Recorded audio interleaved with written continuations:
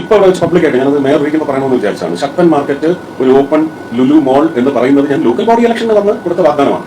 അത് നടപ്പിലാക്കിയെടുക്കാൻ 200 കോടിയുടെ പ്രോജക്റ്റ്, അത് 3 ഫേസ് ആയിട്ട് 99 ലക്ഷമാണ് ആദ്യത്തെ ഗഡുവായിട്ട് കിട്ടാൻ സാധ്യതയുള്ളത്. സ്വദേശ് ദർശന്റെ എൻഹാൻസ്ഡ് വേർഷനാണ് വരുന്നത്, SD3 അല്ല, 2.0യുടെ എൻഹാൻസ്ഡ് വേർഷൻ വരുന്നതിനകത്ത് കിട്ടാനുള്ള സാധ്യതയുണ്ട്. അതിനുള്ള TPR ചോദിച്ചിട്ടുണ്ട്. പക്ഷേ ഇത് 2021 വർഗീസ് ചേട്ടനടുത്ത് ചോദിച്ചു തുടങ്ങിയതാണ്. കൂടുള്ള വർഗീസാണ് അത് കലക്കിയത്. ഇന്ന് വരെ തന്നിട്ടില്ല TPR. പക്ഷേ 4 ദിവസം മുമ്പ് മേയറും ഡെപ്യൂട്ടി മേയറും എക്സിക്യൂട്ടീവ് എഞ്ചിനീയർ, ആർക്കിടെക്ട്സ് എല്ലാവരുമാണ് എറണാകുളത്ത് എൻ്റെ പെട്രോളിയം കോൺഫറൻസ് റൂമിൽ വന്ന് ഏതാണ്ട് 3.5 മണിക്കൂറാണ് ഗോവയിൽ ഞങ്ങൾ ഇന്ത്യ ടൂറിസം ചെയ്തുകൊണ്ടിരിക്കുന്ന പവറും ടൗൺ സെന്റർ ആ ഡിസൈൻ വെച്ച് ഡിസ്കസ് ചെയ്തത്. അവർ പൂർണ്ണ തൃപ്തരായിട്ടാണ് പോയിരിക്കുന്നത്. ഇവിടുത്തെ DPR എനിക്ക് സെപ്റ്റംബർ 1 മുമ്പ് കിട്ടിയിരിക്കണം. ഓണം കഴിഞ്ഞ ഉടനെ, പുലിക്കളി കഴിഞ്ഞ ഉടനെ മേയറുടെ നേതൃത്വത്തിൽ ഒരു സംഘം ഗോവയിൽ പോയി ഈ സ്ട്രക്ചർ കാണുന്നുണ്ട്. അതിൽ നിന്ന് എന്തൊക്കെ അധികമായിട്ട് വേണം?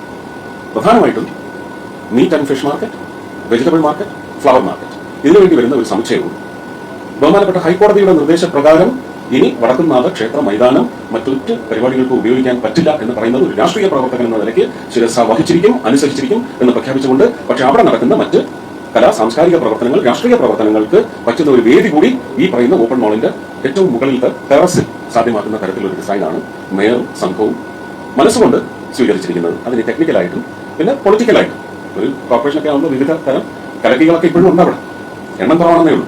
അവരെല്ലാം സമാധാനപ്പെടുത്തിക്കൊണ്ട് ഇത് മുമ്പോട്ട് പോയാൽ തൃശ്ശൂരിന് ചാർത്താൻ പറ്റുന്ന ഏറ്റവും വലിയ കേട്ടല്ലോ. ഇതൊക്കെ തന്നെ ശരിക്കും പറഞ്ഞാൽ ഇതൊക്കെ കേട്ട് കഴിഞ്ഞാലും ഇതൊക്കെ കണ്ടു കഴിഞ്ഞാലും ചിലർക്കൊക്കെ തന്നെ വളരെ വലിയ തോതിൽ കുരു പൊട്ടുമെന്ന കാര്യത്തിൽ യാതൊരു സംശയവുമില്ല. അത് ശരിക്കും പറഞ്ഞാൽ സുരേഷ് ഗോപി തന്നെ പച്ചയ്ക്ക് പറഞ്ഞു. ഈ ഒരു വീഡിയോയിൽ മുഴുവൻ നിങ്ങളെ കേട്ട് കഴിഞ്ഞാൽ അത് കൃത്യമായിട്ട് ബോധ്യപ്പെടുന്ന ഒരു കാര്യം തന്നെയാണ്. കാരണം സുരേഷ് ഗോപി MP ആണ്, സുരേഷ് ഗോപി കേന്ദ്രമന്ത്രിയാണ്. സുരേഷ് ഗോപി എന്താണ് ശരിക്കും പറഞ്ഞാൽ നമ്മുടെ വിജയിച്ചു പോയിട്ട് ചെയ്തിട്ടുള്ള കാര്യങ്ങൾ എന്നൊക്കെ കമ്മികളും കൊങ്ങികളും ഒക്കെ ചേർന്നുകൊണ്ട് പല തരത്തിലുള്ള ചോദ്യാവലികളൊക്കെ തന്നെ ഉണ്ട്. ഈ പറയുന്ന വ്യക്തികൾ ഒരു കാര്യമൊന്ന് ചിന്തിച്ചാൽ മതി. ശരിക്കും പറഞ്ഞാൽ സുരേഷ് ഗോപി പല കാര്യങ്ങളും നിലവിൽ ഇത്രയും നാളുകൊണ്ട് പലർക്കും വേണ്ടിയിട്ട് ചെയ്തിട്ടുണ്ടെന്ന കാര്യത്തിൽ സംശയമില്ല. പിന്നെ മറ്റു കാര്യം, അതായത് ഈ പറഞ്ഞ രീതിയിലുള്ള കാര്യങ്ങൾ, അതിൽ തടയിടുന്നത് ആരാണ് എന്നുകൂടി ചിന്തിക്കേണ്ടത് അനിവാര്യം തന്നെയാണ്. അതാണ് സുരേഷ് ഗോപി ഇവിടെ ഈ പറഞ്ഞ കാര്യം എന്ന് പറയുന്നത്. എയിംസ് സുരേഷ് ഗോപി പറഞ്ഞ കാര്യമാണ്. അത് സുരേഷ് ഗോപി 5 കൊല്ലത്തിനുള്ളിൽ തന്നെ ഒന്നുകിൽ തൃശ്ശൂർ അല്ലെങ്കിൽ കേരളത്തിൽ എവിടെയായാലും സുരേഷ് ഗോപി എത്തിച്ചിരിക്കുമെന്ന കാര്യത്തിൽ ഒരു സംശയവും വേണ്ട. അയാൾ വാക്ക് പറയാനുണ്ടെങ്കിൽ അയാൾ നടത്തിയിരിക്കും. അതോടൊപ്പം തന്നെ ഇപ്പോൾ ഈ പറഞ്ഞ കാര്യം. ഇനി എയിംസിന്റെ കാര്യത്തിൽ ഇവിടെ ആരൊക്കെ ഏതൊക്കെ തരത്തിൽ തടയിടാൻ നോക്കിയിട്ടുണ്ട്? സുരേഷ് ഗോപിയിലെ തൃശ്ശൂർ കൊണ്ടുവരാനായിട്ട് സമ്മതിക്കത്തില്ല. കാരണം എന്താണ്? നേട്ടം ആർക്ക്? സുരേഷ് ഗോപിക്ക്. അതുകൊണ്ട് അതിന് തടയിടാനായിട്ട് എയിംസ് കേരളത്തിൽ തന്നെ പലർക്കും പല രീതിയിൽ തടയിടാനായിട്ട് നോക്കിയിട്ടുണ്ട്. അത് സുരേഷ് ഗോപി തന്നെ വ്യക്തമാക്കിയിട്ടുണ്ട്. അപ്പോൾ സുരേഷ് ഗോപി ചെയ്യാനായിട്ട് നിൽക്കുന്ന പല കാര്യങ്ങൾക്കും തടയിടാനായിട്ട് ഇവിടെ കുറേ എണ്ണം കുരുപൊട്ടി നിൽക്കുന്നുണ്ട്. ഇപ്പോൾ ഈ പറഞ്ഞ ശക്തൻ മാർക്കറ്റിന്റെ കാര്യം തന്നെ എന്താണ് പറഞ്ഞ സുരേഷ് ഗോപി ശരിക്കും പറഞ്ഞാൽ അവിടെയും ഈ പറഞ്ഞ രീതി തടയിടാനായിട്ട് കുറേ എണ്ണം പിന്നിൽ നിന്നുമുണ്ട് എന്നുള്ള തരത്തിൽ.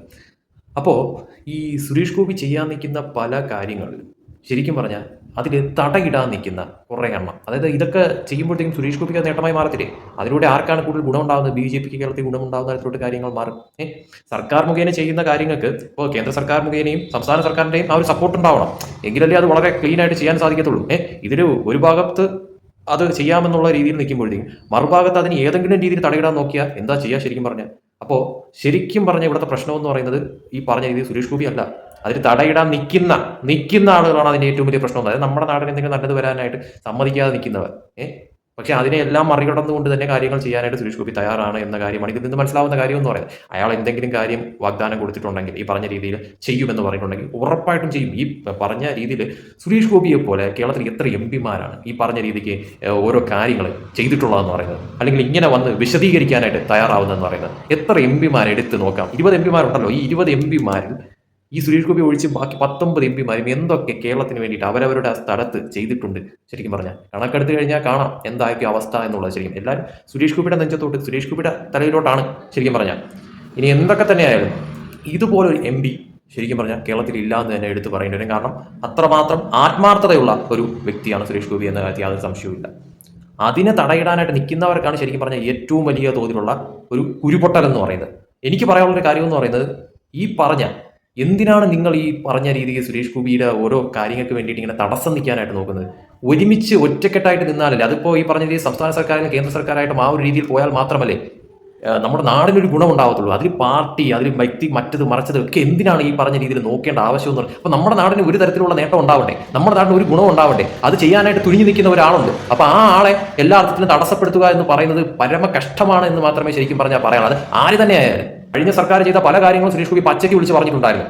ഇപ്പോൾ പുതിയ സർക്കാർ വന്നു, അതിൽ കുറച്ചെങ്കിലും ഒരു മാറ്റമുണ്ട് എന്നാണ് ഈ ഒരു കാര്യമൊക്കെ കാണുമ്പോഴത്തേക്കും തോന്നുന്ന കാര്യം എന്ന് പറയുന്നത്. ഒറ്റ കാര്യം മാത്രമേ പറയാനുള്ളൂ, ആര് ഭരിച്ചാലും എന്ത് കുന്നതായാലും നാടിന് എന്തെങ്കിലും തരത്തിലുള്ള ഗുണമുള്ള കാര്യങ്ങൾ ആരെങ്കിലും ചെയ്യാൻ നിൽക്കുമ്പോഴത്തേക്കും അവർക്ക് അതിന് അനുവാദം കൊടുക്കുകയാണ് വേണ്ടതെന്ന് പറയുന്നത്. അതിന് വേണ്ട കാര്യങ്ങൾ ചെയ്തു കൊടുക്കുകയാണ് വേണ്ടതെന്ന് പറയുന്നത്, അല്ല അതിന് തടയിടുകയല്ല ശരിക്കും പറഞ്ഞാൽ വേണ്ടതെന്ന് പറയുന്നത്. എന്തായാലും ഒരു കാര്യം വ്യക്തതയോടുകൂടി പറയാമല്ലോ, തൃശ്ശൂർ സുരേഷ് ഗോപി എന്ന് പറയുന്ന MP വിജയിപ്പിച്ചിട്ടുണ്ടെങ്കിൽ അത് ഏറ്റവും നല്ലൊരു തീരുമാനമായിരുന്നു എന്ന കാര്യത്തിൽ യാതൊരു സംശയം. ഇനി ആരൊക്കെ എന്തൊക്കെ പുണ്ണാക്ക് പറഞ്ഞാലും നല്ലത് ചെയ്യാനായിട്ട് മനസ്സുള്ള, അല്ലെങ്കിൽ ആ ഒരു തരത്തിൽ അതിന് പ്രവർത്തിക്കുന്ന ഒരു MP ഉണ്ടെങ്കിൽ അത് നിലവിൽ സുരേഷ് ഗോപി തന്നെയായിരിക്കും.